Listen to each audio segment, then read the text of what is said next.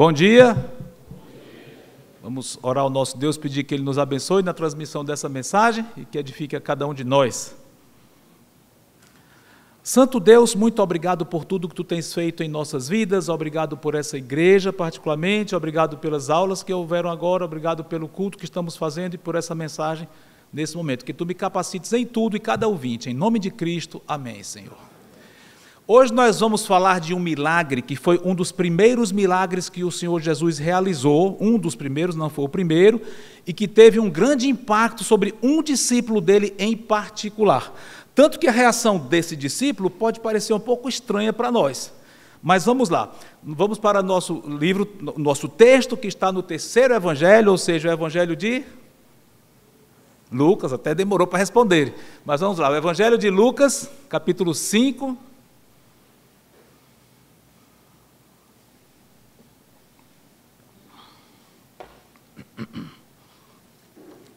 e um pouquinho do contexto aqui. O Senhor Jesus está, como falei, no começo do seu ministério, e em determinada ocasião, ele estava no mar da Galileia, perto do mar, e uma multidão grande estava querendo ouvi-lo. Maravilha, né? Muita gente querendo ouvir a palavra de Deus, e o grande privilégio de ouvir dos lábios do próprio Senhor Jesus. E muitos queriam ouvi-lo, e como é que ele ia falar para muitas pessoas perto dele? Não tinha como. Então ele teve uma ideia. Vamos ver o que foi que aconteceu. Lucas 5, a partir do versículo 1. Aconteceu que, ao apertá-lo a multidão para ouvir a palavra de Deus, estava ele junto ao lago de Genezaré. É o mar da Galileia, porque na verdade o mar da Galileia não é um mar, é um lago, é água doce, mas chama de mar porque é muito grande. Então, tinha a multidão lá apertando ali, ele não tinha como se transmitir alguma coisa àquele povo todo de uma vez. Mas versículo 2, e viu 2 barcos junto à praia do lago, mas os pescadores, havendo desembarcado, lavavam as redes. Entrando em um dos barcos, que era o de Simão, Pedro, pediu-lhe que o afastasse um pouco da praia e, assentando-se, ensinava do barco as multidões. Ok, então temos aqui o cenário. Aliás, é interessante que experiências têm sido feitas ali no Mar da Galileia, que a acústica em alguns locais é excelente. Então, como se fossem anfiteatros naturais, de forma tal que alguém pode se dirigir a uma grande multidão e ser facilmente ouvida, mesmo sem o recurso que nós temos hoje do microfone, né? Então, isso é bem patente ali no Mar da Galileia, especialmente em alguns locais. E aqui deve ter sido um desses locais, mas mesmo assim ele se afastou um pouquinho da praia para poder se dirigir àquela multidão e falou, não sabemos quanto tempo ali. Mas vamos agora, Lucas, o evangelista, ele narra o que aconteceu no fim disso. Versículo 4 diz assim, quando acabou de falar, disse a Simão, faze-te ao largo e lançai as vossas redes para pescar, ou seja, vai mais fundo e pesquem agora. Respondendo Simão, versículo 5, respondeu-lhe Simão, versículo 5. Mestre, havendo trabalhado toda a noite, nada apanhamos, mas sob tua palavra lançarei as redes. Bonita essa atitude de Pedro, né? Vimos aqui que eles deviam estar um pouco frustrados, passaram a noite toda trabalhando e não deu nada, não deu peixe. A noite toda frustrante o trabalho deles. Mas naquela hora o Senhor disse, vai pescar. Ele disse, Senhor, eu tentei, não consegui nada. Mas eu vou, mediante a tua palavra. Ou seja, ao mesmo tempo que ficou talvez um pouco titubeante, mas ele disse, eu vou fazer porque tu estás mandando. Então, mostra a atitude de obediência ao Senhor. Resultado, versículo 6. Isto fazendo, apanharam grande quantidade de peixes e rompiam-se-lhe as redes. Olha só. Então fizeram sinais aos companheiros do outro barco para que fossem ajudá-los. E foram e encheram ambos os barcos a ponto de quase irem a pique. Interessante isso, dá vontade de estar lá para ver, né? Imagine Pedro lá, pasmo, vendo aquele monte de peixes vindo, as redes se rompendo, e eles não iam aguentar aquilo, chamaram os outros 2, provavelmente o barco de João e Tiago, 2 irmãos, que tinham ficado na praia, vinham nos ajudar. E foram lá, e os barcos quase indo a pique, quase afundando com tanto peixe. Um milagre mesmo estrondoso, né? Vamos ver aqui. Agora, é a reação de Pedro, então, que isso que eu não queria falar um pouco sobre isso agora, versículo 8. Vendo isto, Simão Pedro prostrou-se aos pés de Jesus, dizendo, Senhor, retira-te de mim, porque sou pecador. Interessante, Pedro dizendo, sai de perto de mim, Senhor, afasta-te de mim, porque eu sou pecador. A frase pode parecer um pouco estranha. Como é que um discípulo do Senhor disse, afasta de mim, Senhor?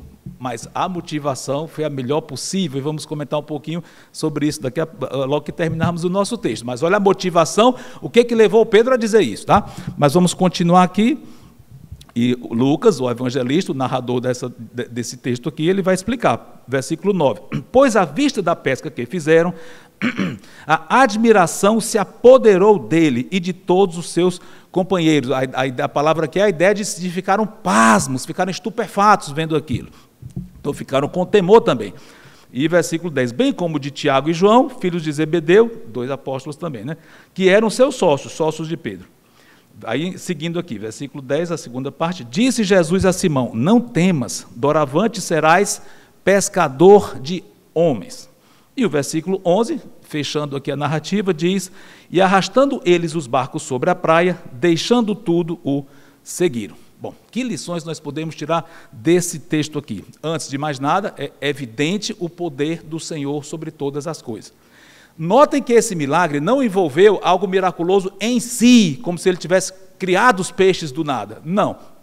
Aconteceu algo, entre aspas, naturalmente. Mas foi um milagre. Por quê? Porque ele impediu peixes de chegarem na rede durante toda a noite, ou seja, olha a soberania dele, nenhum peixe chegou lá. Nenhum peixe foi permitido chegar até lá. Mas nessa hora, nesse momento, vão todos esses peixes. Ou seja, apesar de que não houve um elemento miraculoso em si, como a multiplicação dos pães e peixes, ou como a cura física de alguém que envolve uma intervenção na natureza, não, mas esse é claro que houve uma intervenção de uma forma muito impressionante de que todos os peixes foram juntos naquele mesmo momento em que as redes foram lançadas. Então, é evidente que houve a intervenção dele, eu já falei, não miraculosa em si, porém é evidente que ele estava à frente disso e mostra a enorme soberania dele sobre a natureza, no caso, sobre o reino animal. Mas a soberania do Senhor pode ser vista aqui não só sobre o reino animal, mas sobre quem também? Sobre os próprios seres humanos. Como assim?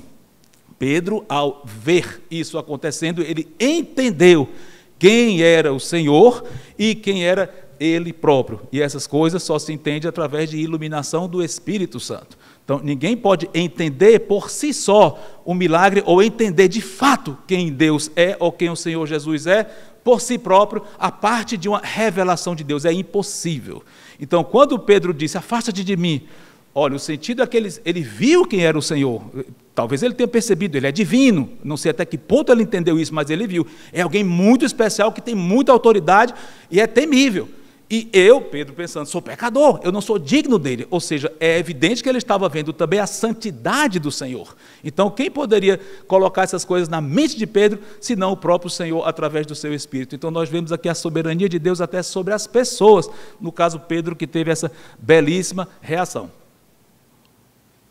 Interessante que esse pedido de Pedro, se é que nós podemos dizer dessa forma, foi atendido pelo Senhor. Afasta de mim, Senhor.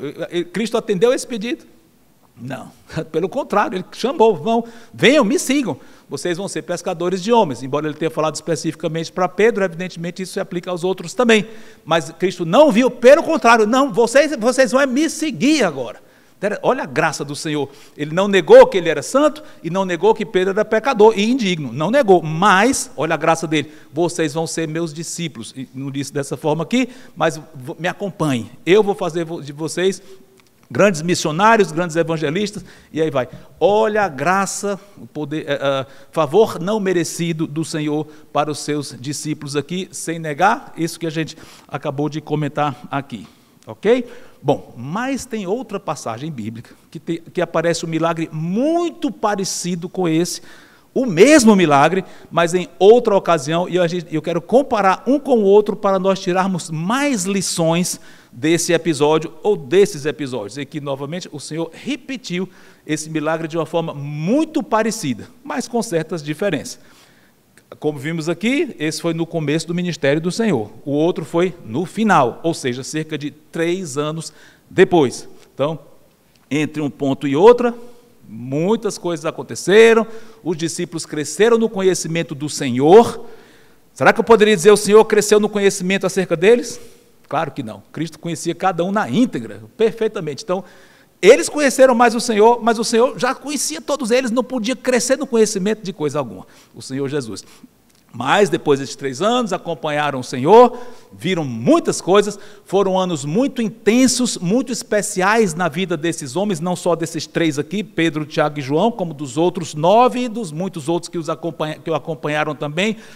3 anos muito intensos, muito significativos, cansativos, é verdade, com muita atividade, mas ao mesmo tempo fascinante, na medida em que eles acompanharam o Senhor, não só Ele fazendo milagres estrondosos, mas ouvindo ensinamentos, não só na multidão, mas em casa, particular, ali na hora de dormir, nas horas mais cotidianas, ouvindo o ensinamento do Senhor, e não só ouvindo o ensinamento, mas vendo na prática como é que reage o Filho de Deus como ser humano, ok? Então, 3 anos depois, dentro do contexto do nosso próximo texto aqui, Cristo já havia morrido, ressuscitado.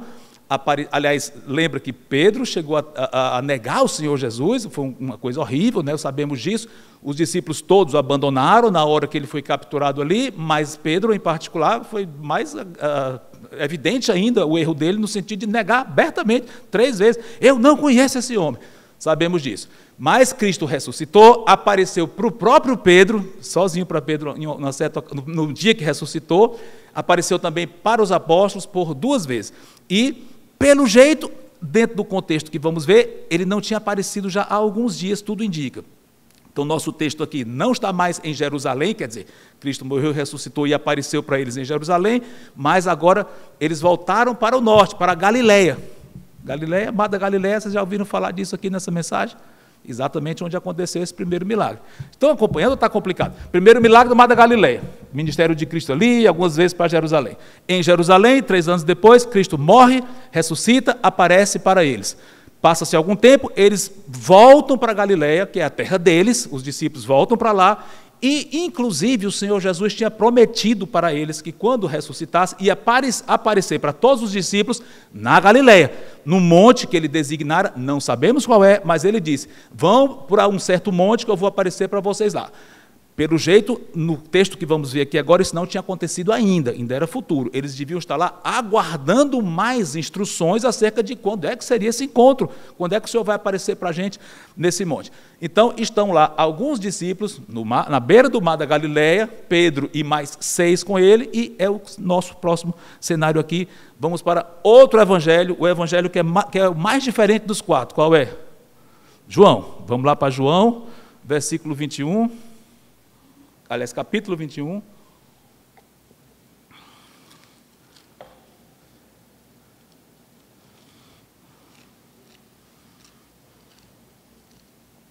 João 21, vamos ver os versículos 3 em diante. Tá? Olha o cenário aqui. Pedro, Tiago, João, mais Natanael, mais Tomé e mais 2 discípulos que não sabemos quem eram, ou seja, 7 homens ao todo ali, à beira do mar, e Pedro de repente disse, vamos ver aqui, versículo 3, disse-lhes Pedro: vou pescar. Disseram-lhes os outros: também nós vamos contigo. Saíram e entraram no barco e, naquela noite, o que foi que houve? Nada apanharam. Isso parece com alguma coisa, lembra o primeiro episódio, né? Nada apanharam a noite toda. Frustração novamente. Imagina, eles deviam estar meio confusos. Cadê o Senhor? Eu imagino, já faz alguns dias que não aparece para nós sabemos que Ele ressuscitou, com certeza, mas Ele não veio mais, e nós estamos aqui aguardando, e o que vamos fazer? Vamos pescar. Só que esse vamos pescar não deu em nada. Foram a noite mal dormida e frustrante. Mas no dia seguinte, versículo 4. Mas ao clarear da madrugada, estava Jesus na praia. Todavia os discípulos não reconheceram que era Ele. Perguntou-lhes Jesus, lá da margem: filhos, tendes aí alguma coisa de comer? Responderam-lhe: não. Então lhes disse: lançai a rede à direita do barco e achareis. Assim fizeram e, resultado, já não podiam puxar a rede, tão grande era a quantidade de peixes. O mesmo milagre de 3 anos antes. Comecinho do ministério, comecinho da chamada deles, agora final do ministério dele terreno, e os discípulos já bem experimentados por 3 anos. Mesmo milagre acontecendo. Mesmo local, o Mar da Galileia. Versículo 7. Então aquele discípulo a quem Jesus amava, é João esse, o discípulo amado é João, o autor do Evangelho. Tá? Aquele discípulo a quem Jesus amava disse a Pedro: é o Senhor. Simão Pedro, ouvindo que era o Senhor, cingiu-se com sua veste, porque se havia despido, e lançou-se ao mar. Ou seja, evidentemente, correu para a direção do Senhor, óbvio. Quando ele viu, é o Senhor, se vestiu, que ele tinha tirado a roupa, e correu, nadando, né? Nadou apressadamente na direção do Senhor.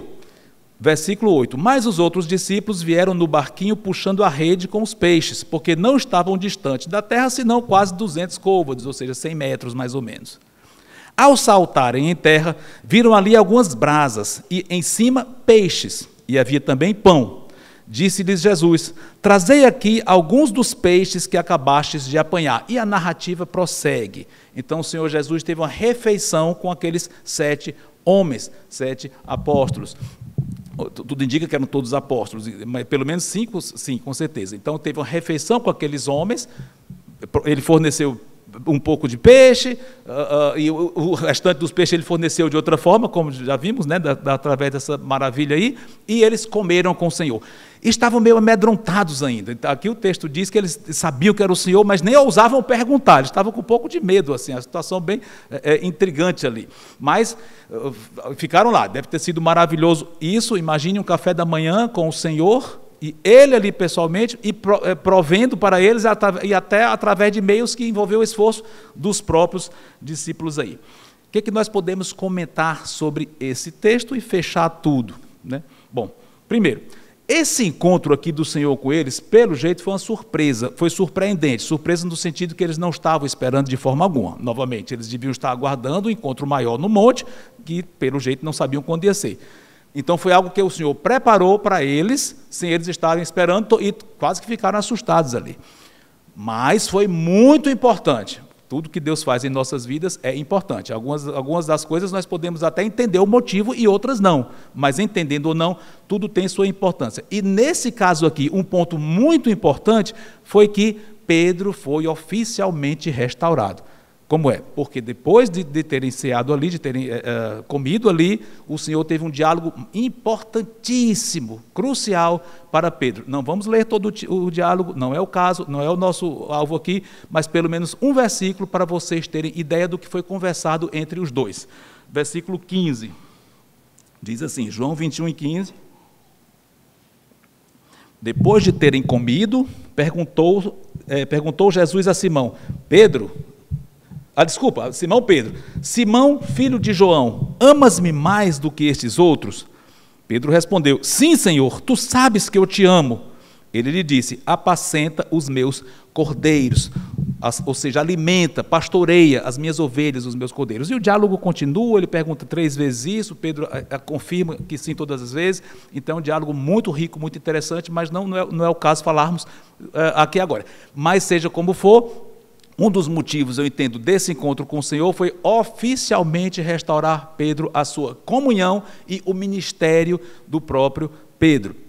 Pedro não é o líder dos apóstolos no sentido formal, não há uma linhagem apostólica que vem de Pedro, não é isso não, mas Pedro era uma espécie de líder como um representante do grupo, mas não sendo superior aos outros em si próprio, não é isso, mas Pedro teve uma posição muito especial e geralmente quando os apóstolos são alistados, ele aparece em primeiro lugar, ou seja, ele tinha uma posição de proeminência no sentido formal ali da escolha do Senhor.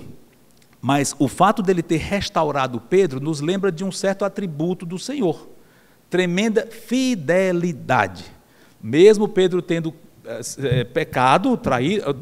negado o Senhor, e em várias ocasiões Pedro agiu de uma forma muito impetuosa, ou de uma forma meio que não era para agir, mas mesmo assim, o Senhor Jesus tanto perdoou, especialmente a negação, como o restaurou. E isso nos lembra que, em nosso caso, acontece o mesmo. Se ele começou boa obra na vida de vocês e na minha, ele vai completar essa boa obra. Ele não vai desistir no meio do caminho.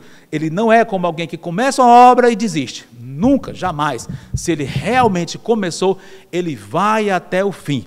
E alguém pode perguntar, mas eu conheço muitas pessoas que começaram firme no Evangelho, bem no Evangelho, vieram para a igreja, serviram tudo, e se desviaram completamente, e hoje estão completamente no mundo e negam a Cristo e tal.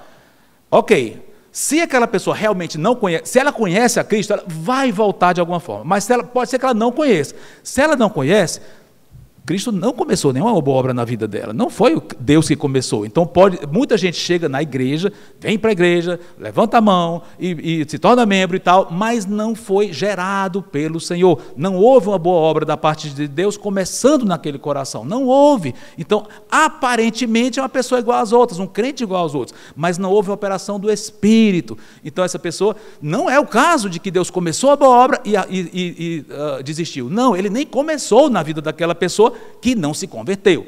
Mas quem se converteu, mesmo que venha a cair, e é possível, Deus pode permitir, ele vai ser disciplinado, porque ao se converter, ele se torna um filho de Deus, e Deus nunca abandona um filho seu.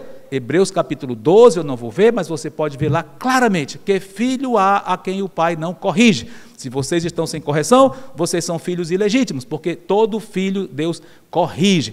E de modo muito especial, aqueles que que caem mesmo em pecados graves, se ele é crente mesmo, Deus vai quebrantar aquela pessoa, ela não vai se sentir bem ali por muito tempo não, ela volta, há um arrependimento real, ela volta, é restaurada.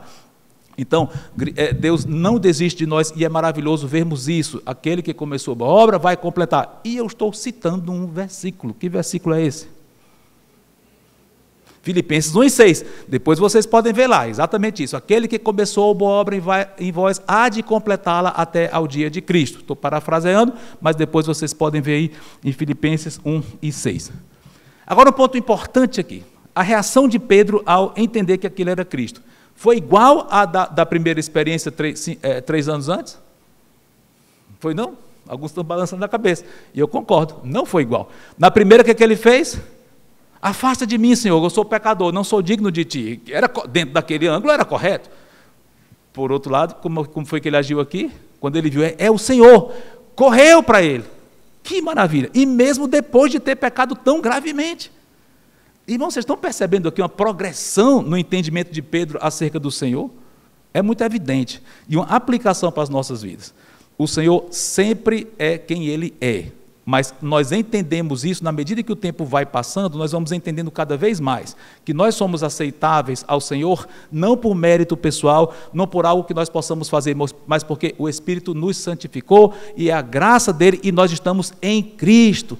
O Pai olha para nós e nos vê em Cristo, isso está justificado. Então, quando qualquer possibilidade que nós temos de nos aproximar do Senhor, que temos, não é por mérito nosso, é porque estamos em Cristo e o Pai, é impossível ele não ouvir, porque ele deixaria de estar ouvindo alguém que está colado no Filho dele, isso dentro da vontade do próprio Pai.